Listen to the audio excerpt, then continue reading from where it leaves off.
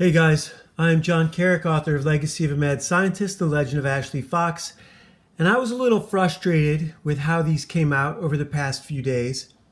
So I'm going to jump backwards by a few issues and do this again. I felt like I wasn't giving 100 Bullets the appreciation. I wasn't showing my appreciation very well. I was letting the pain from my eye color my reviews of these comics, and that's not fair. So, starting with the World Fantasy Tarot, the Voodoo Warlock, which is fitting since Wylie is in New Orleans, dealing with a bunch of problems all at once. Problems he's really not cut out to solve with his current character. Although now, look, this is something I did want to talk about. This suit. The significance of wearing the suit. Specifically, the significance of wearing the necktie. The necktie is the biggest mark of the civilian cultural uniform that white men wear and share and recognize each other by. It's not necessarily a mark of wealth, although it does pertain to the executive class, the corporate class, the business class. The richest of the rich don't wear neckties, and clearly the poor don't invest in neckties. Neckties are for middle management. Neckties are the noose that you willingly put on every morning when you agree to play the game. The game is he who dies with the most wins. And that's the game everyone's playing. And the necktie is a part of that. The necktie on Wylie and Shepard right here, that is a significant, they're playing the game. They're wearing the noose. And here's another thing about this story, which made me not give it really the appreciation it deserves. Every story in modern literature is derivative. This has all been done before. The Manchurian Candidate bit, the 1950s secret agents in suits bit, the Minutemen themselves are a derivation of the Paul Revere militia during the Revolutionary War. Croatoa and not even Croatoan. There was an N involved in that word. But in addition to all of that, the whole memory bit was really big in 50s noir films, straight through the 60s, 70s, 80s television. I remember an early 90s movie with the guy who played Dr. Rodney McKay from Stargate, David Hewlett, called Desire in Hell at Sunset Motel, and it had Sherilyn Fenn in it and one of the guys from Top Gun, and it was about this drug that made you forget who you were if you drank too much of it. It made you, it erased your memory. Like a drop would erase an hour, 3 drops would erase a day, and at the very end, this guy just downs the whole bottle. Sorry, I'm spoiling it for you. But Memento, Vanilla Sky, Eternal Sunshine of the Spotless Mind.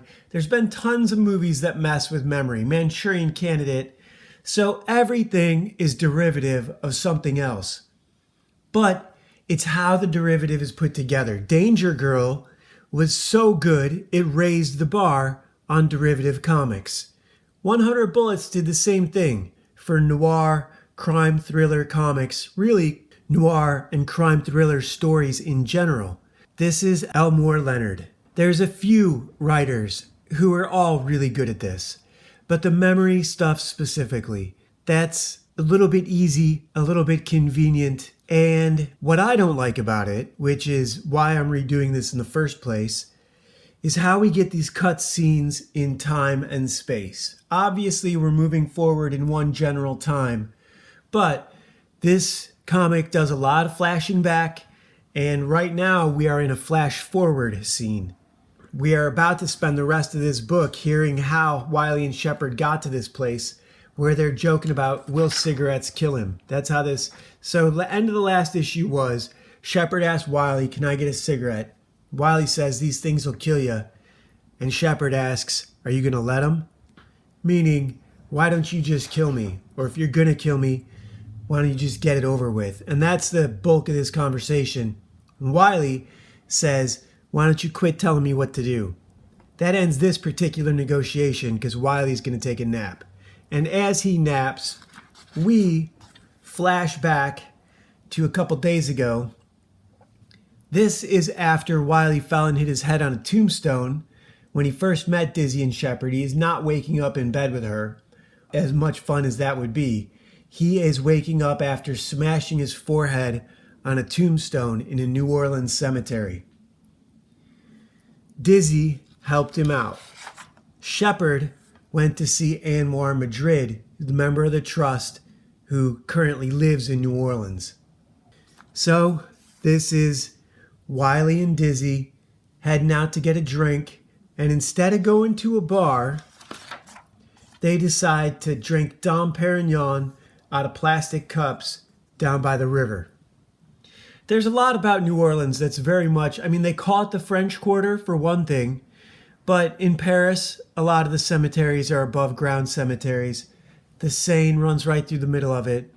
So, and the Seine has stairs like this coming right down to the water.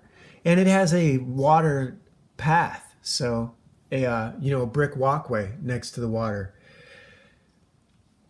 So Dizzy and Wylie are having their little conversation. She's working for Shepard. Graves gave her a briefcase and a gun. Now here's the other thing.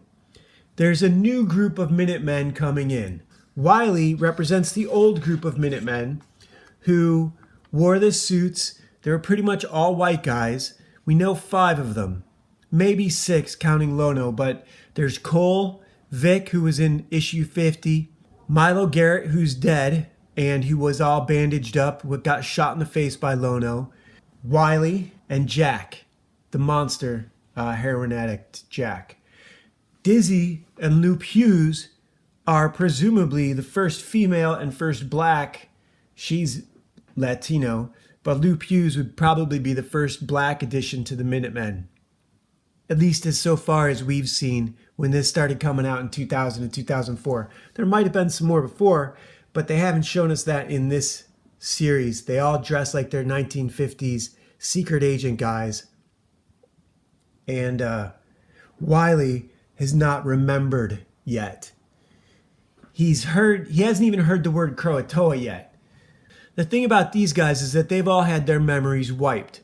Like they were all given a healthy dose of that drug from the movie Desire in Hell at the Sunset Motel that wiped their memories. Whereas Dizzy and Lupe may have had some sort of MK Ultra fight training, but they do not come across as though they were active agents who have had their memories wiped. This is their first rodeo for them. So they're out here drinking, and meanwhile, as he explains that Shepard cost him the one thing he loves, his girlfriend, and it happened while he was in prison. Dizzy also went to prison and lost her husband and son, so she can relate on that account. It's also interesting that the time that Wylie did in prison was for a guy who's about to come into the story right here on this side of the river. I am a few days ahead, so I am spoiling this a bit for you guys, but I'm doing it without the commentary that I had added earlier. I can't say that I'm in a better mood, only that I recognize that these had to be redone. So this is Wylie and Rose, and he says it sucks when your last memory of seeing the person that you love is them crying. That's terrible. And I don't know if Dizzy can relate to that, if she had seen her husband and son while she was in prison and they were crying. But regardless, on the other side of the river, this girl is being chased. It looks like she's not wearing much for clothes. This is her coming out of a clearing in the woods down toward this dock, which is right next to this bridge.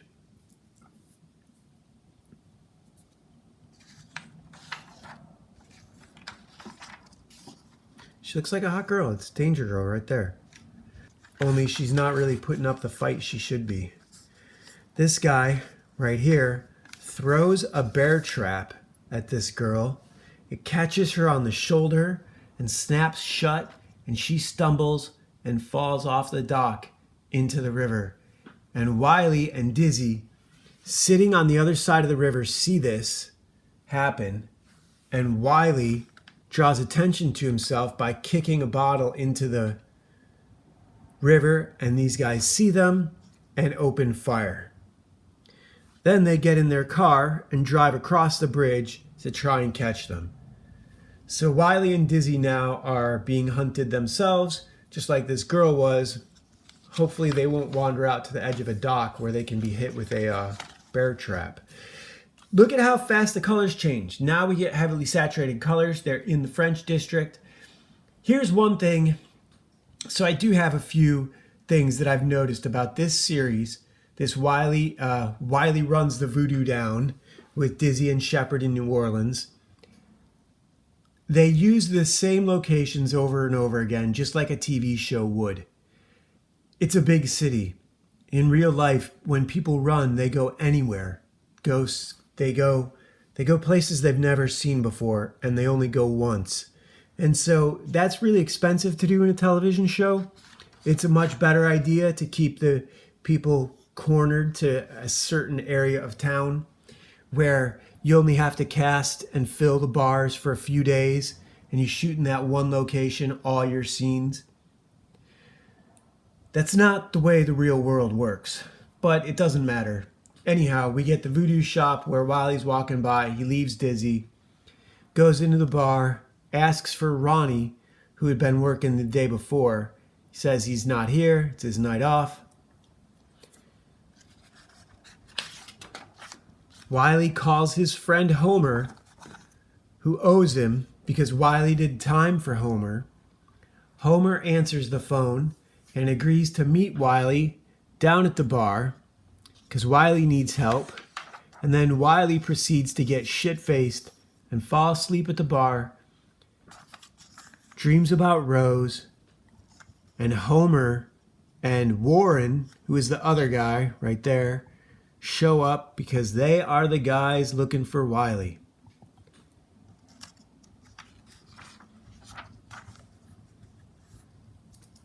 It's also called the Palm Lounge, which is clever because one in the hand is worth two in the bush. So Dizzy and Wylie had been out in the bush, but now they've got Wylie, and that means they'll get Dizzy. Now, my complaint, what really rubbed me the wrong way, was how many days, how many issues this took to resolve.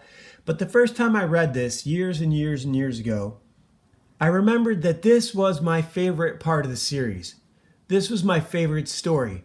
So how was it that what I remembered being my favorite story was now making me so angry? And it can't be just having been red-pilled and the culture war.